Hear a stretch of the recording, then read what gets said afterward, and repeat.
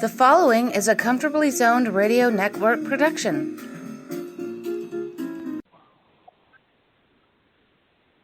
Thank you, Tally Olson. I am back, and you are comfortably zoned with me, the Zig Zag Man, in Alameda, California, right across the bay from San Francisco, across the moat from Oakland, in the northern part of the greatest state in the country.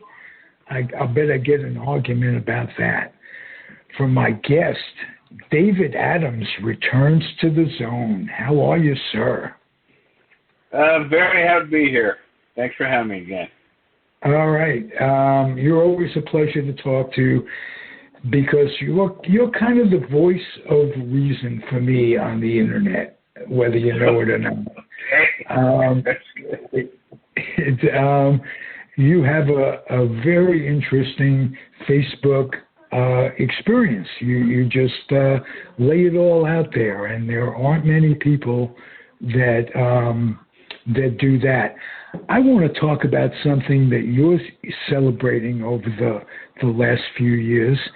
And I've been watching you and he progress together. That's your grandson.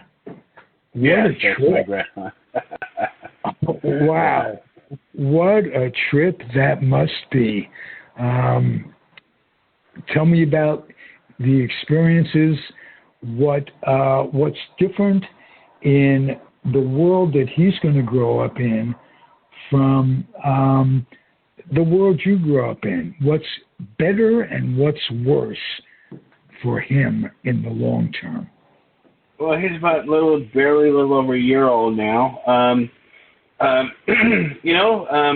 It's been unique for all of us, I guess, because of the insurgents and trying to work around and socialize, but at the same time adhere to all of the protocols when it comes to, the COVID, whatnot. So we do a lot of, I didn't even before this whole thing started.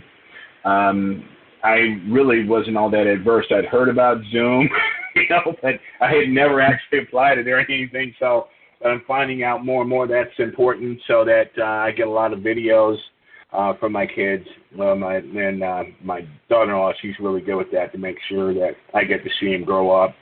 I got a lot of plans for him personally. I already got clearance on a couple of things, so I want to. He's built like an old wrestler, grappler, former WWF type of character. So I'm really looking forward to my daughter-in-law gave me clearance so that I can have him, maybe apply a little wrestling and teach him a couple of things when he gets to that level. She's still got me on hold when it comes to football. I played college ball, so I'd love to see him, get in that area. But, how moms are and being very protective, and she's worried about her baby, especially right now. So I'll just take the lesser position and just wait for my opportunities as they progress. I've asked you this before. If you didn't get into sports, what would have you done passion-wise? Well, it's funny.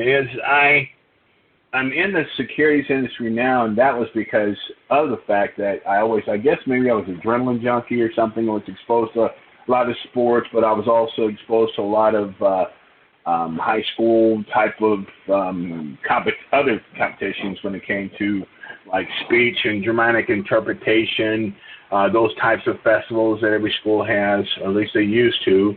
So I always got up there, and I was always in a position of management type position when it came to high school. I was, I think, the junior high school vice president, and ended up becoming my senior year, becoming the president, and always just trying to network some things, and especially growing up military brat, that when living abroad your senior year, instead of going to like a lot of people in California do, is they go to Disneyland or something as seniors. What we did was you had to pick another country. Since we were already in England, of course, we didn't have to worry about flying, so we were in Air Force Base, so you could kind of like pick whatever country you wanted to go to. So as senior class president, I just diverted away from what was typical. Everybody went to Spain, went out there, raised hell, And I ended up to just be different and chose, hey, I chose to go to Africa. So I ended up taking our senior class out there.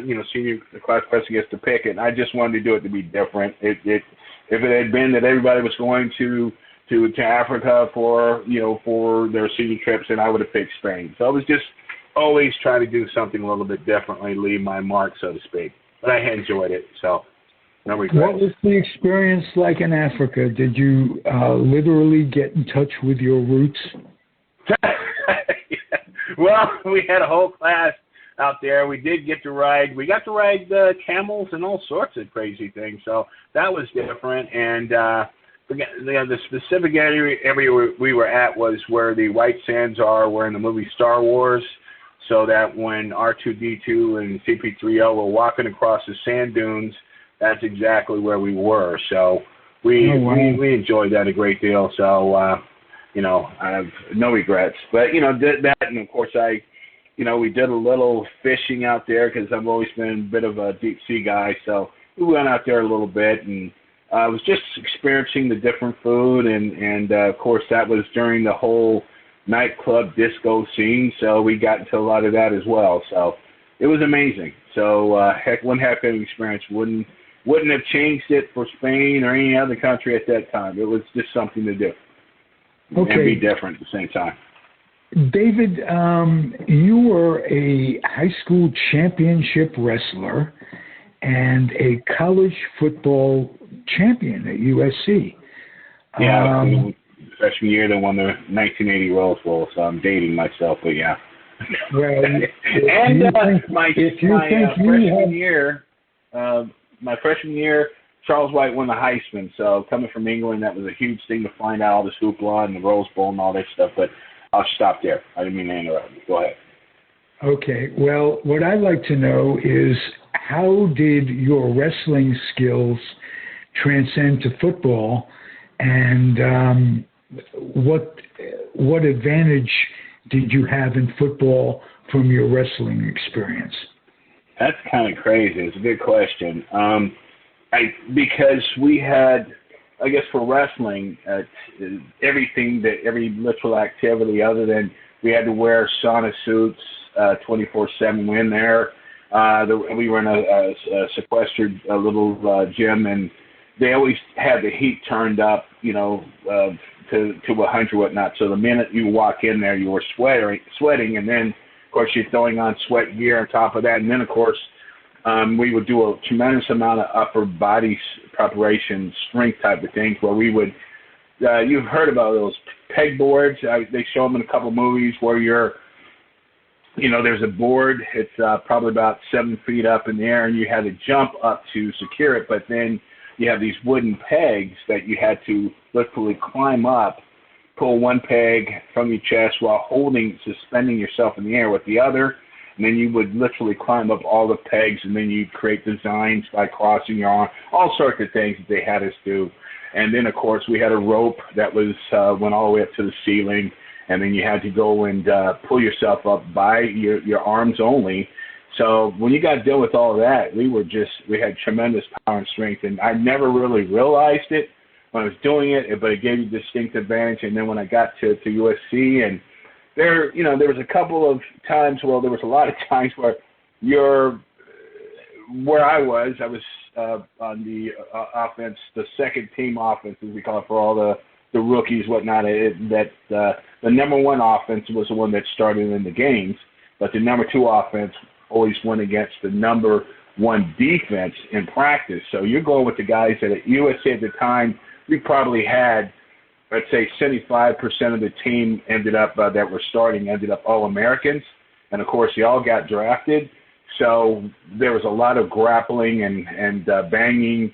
And I remember when you don't get a lot of respect if you're the young guys on the number two offense, and you're basically my mentality was I wasn't going to be fodder for the stars, and I didn't know them from a hole in the wall as a freshman because I came from England. So the publicity just wasn't there. But I'd end up taking a couple of these guys and hitting them. And then, of course, if there was a skirmish outside of a collision, then I would generally end up, if I grabbed them and then grappled with them, I'd take them down to the guys that were twice my size, which I'd get in trouble for. But it was a funny thing. But that's really what I remember from that, because it was sort of automatic. A couple guys grabbed us during not liking the collision, and instead of being able to take advantage of me, I'd flip them around and put them on their backs, and then they'd be standing up looking at the sky, and then the defensive coordinator, the defensive coaches are looking like, he's not supposed to do that.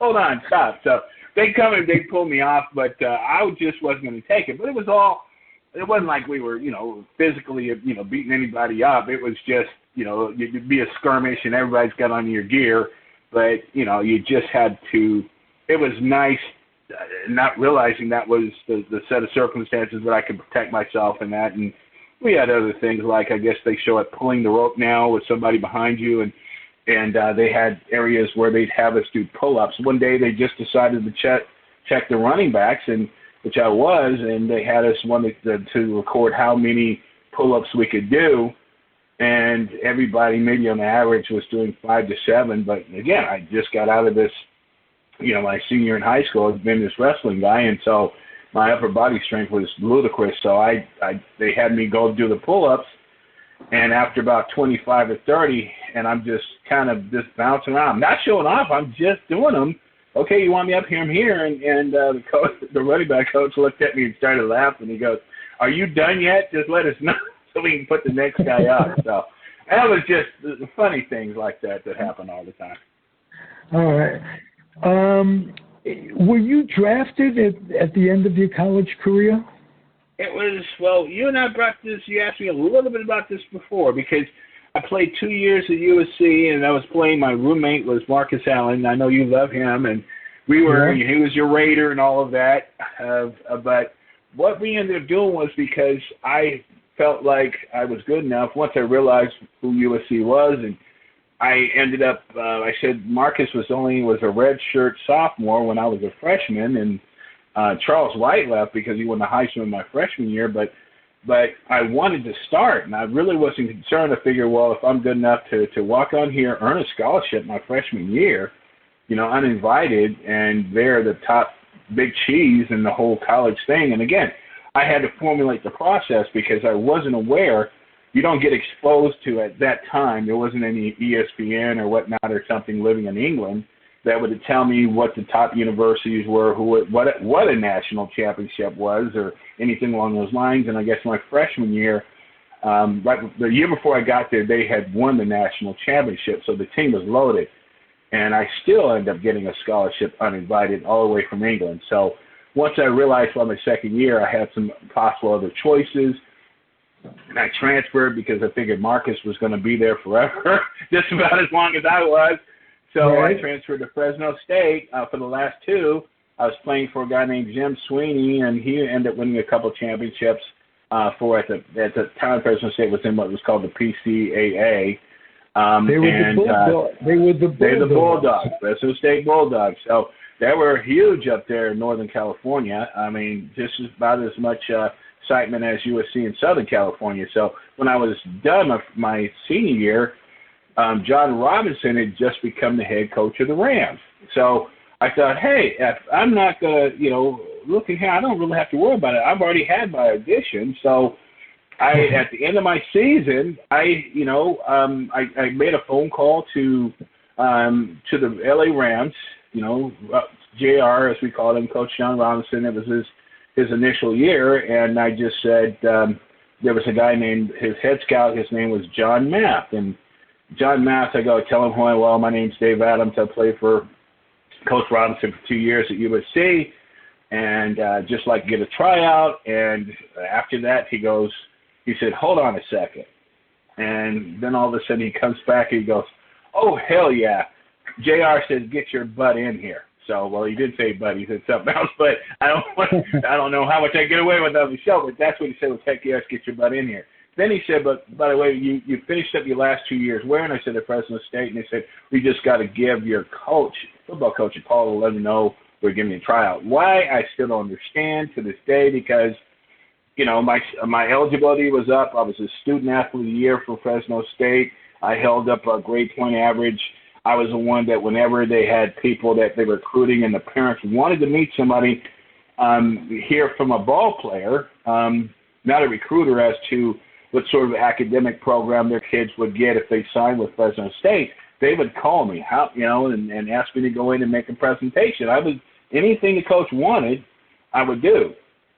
And I figured the only thing is I just didn't need him to get a tryout with the Rams because of my circumstances. And eventually I'm waiting. About 5 minutes later, I wait 10 minutes away for this return call after they call Coach Sweeney. I get a phone call back directly from Coach Sweeney, and he tells me, and he doesn't. I'm no longer involved in the program. This is like I've got this job outside university. I've just graduated, and he says, "Oh, hey, I just want to let you know." So I'm already panicking because he's got the phone number of this private work job I have. But he goes, "So by the way, I just want to say that just in the event that if somebody calls me asking to give you a tryout, I'm just going to tell them no." I mean, it was a power thing. There's more to it. Fresno's not the most culturally friendly type of environment. And back then, it was even worse. So the mentality was, we need you to come play for the university. We need skilled players at certain ethnic type of bloodlines. But the bottom line is after that, you were just supposed to get out and leave. So, and that's sort of the treatment. But I had thought, well, I don't need this from anybody. I don't need to worry about getting a referral or whatnot.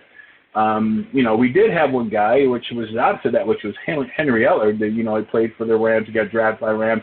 He was from the area, but he was a hometown kid. They seemed to allow that to be the only exception to the rule. But for the rest of us, it didn't matter what we did or how many touchdowns we scored in the division, how great we were, what sort of accolades we got, or how we got rated, accolades for the conference or division for our skill position. None of that. It didn't matter. Sort of like, just get the heck out.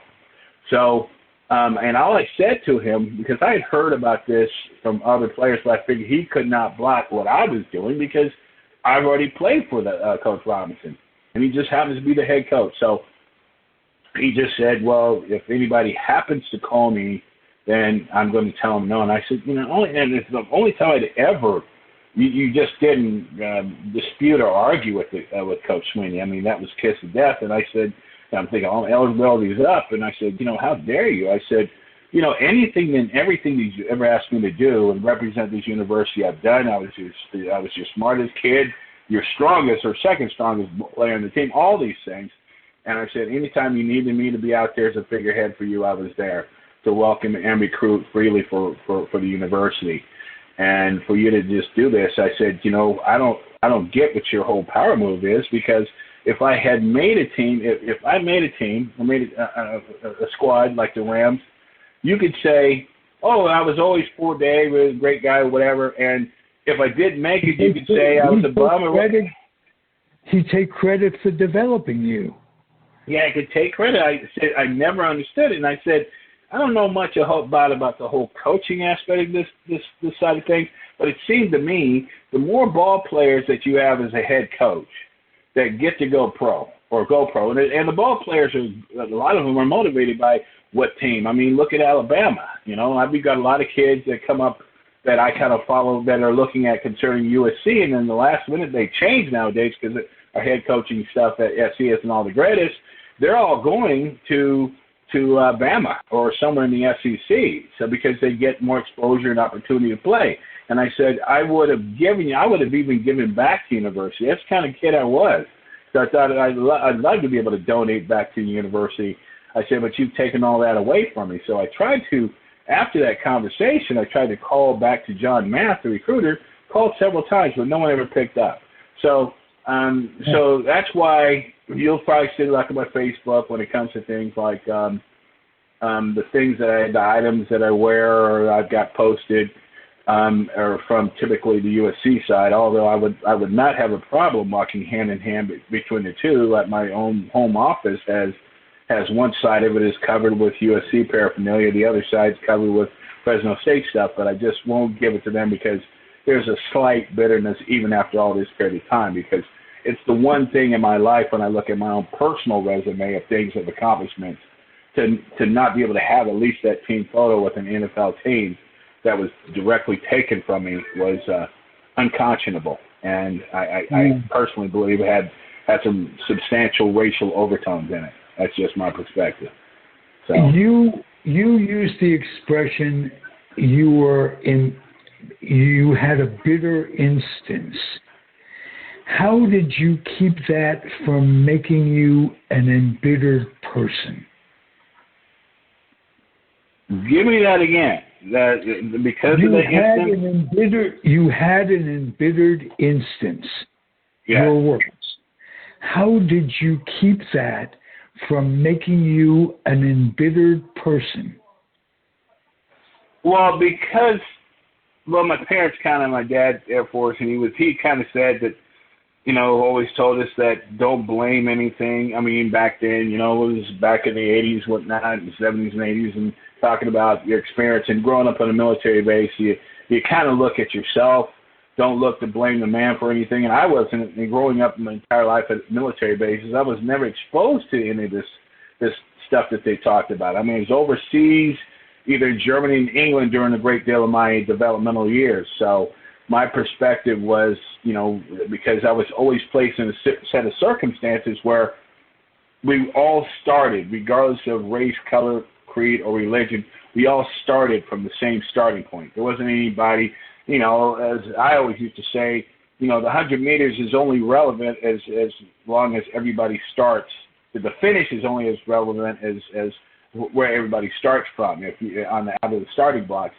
So if I'm starting right at the starting blocks and I'm in the blocks, and some other guy is starting at the 50 meters ahead of me, then he's going to win the race. And I can't get emotional about that because that was out of my control. That wasn't a fair race. So everything that I grew up with was competing, being told to compete, had a fierce desire to compete. I was out there I went beyond that. I always tried to dominate it. So the one time when I realized, and again, about my junior year, when I realized what was happening at Fresno State, and I said, boy, I think I made a mistake because I don't see the opportunities here, which I knew I could have had. I mean, I've got a lot of friends on Facebook right now that some stayed, and one, they ended up taking the position that I left because there was this big, huge, truenic thing that if I had not left, I would have flourished at FC. So I had to kind of take the blame for that. But I just always wanted I learned not to, if someone's going to impede something or block a goal, I'm going to take it. Sometimes it's best to take a step back and pivot around, step to the side, then advance forward. And that's why I say, well, if I can't do this and play pro, then I'm going to go find some other occupation now that I can dominate. And that pretty much did. I guess my bowl game, the California Bowl at Fresno State my senior year, the day after the California Bowl, I ended up taking my pre-law exams, LSATs. And I did get accepted to law school at University of San Diego. So it was an opportunity, and then, of course, I say, well, I'm not sure I'm going to have the money for that, but, because I don't, my parents' last name wasn't Rockefeller, and I was thinking they've done enough for me, but I say, well, I'll look at that potentially, but let's see how I can earn money now, which was in a top professional field, and I knew that, to me, the top professions at that time, were being a doctor, a lawyer, or, a stockbroker. And that's literally what I did. I pivoted towards that, and I said, I'll go back and get the law degree. And I pretty much stayed in the securities arena for the most part, but I did have to get acquired 2 master's programs. One's an MBA in accounting and finance, and I added 2 security law licenses. So I get to do a bit of everything that I wanted to do. And there is a little bit more freedom. They may not have been named Rockefeller, but they gave you more than money could buy. Your parents did. Yes. So, they're pretty hard on me, so yeah. You know who the recipient of that is? The Comfortably Zoned Radio Network, because I get to catch up with you every now and again, and you bring a smile to my face. Thank you for being you, David Adams. Well, you're asking the questions. You're putting me in spots. I appreciate them. Some very unique questions and very cultivating, I should say. So you tell the world, David, and we'll get the word out there. Okay. All right. Come back again real soon, and okay. please stay well for Ace, that grandson. I love him. Yeah. Thanks a lot. Take care. All right. Comfortably Zoned Radio Network. My name is Ralph Tycho. Hello. I am the weak link of it all. David Adams, thank you again. Be well, everyone. Take care. Bye. The proceeding has been a Comfortably Zoned network production. You are advised to keep your dreams wet, your humor dry, your children and grandchildren out of military recruiting offices and off the laps of clerics who wear dresses. Thank you for listening, everyone. Happy trails.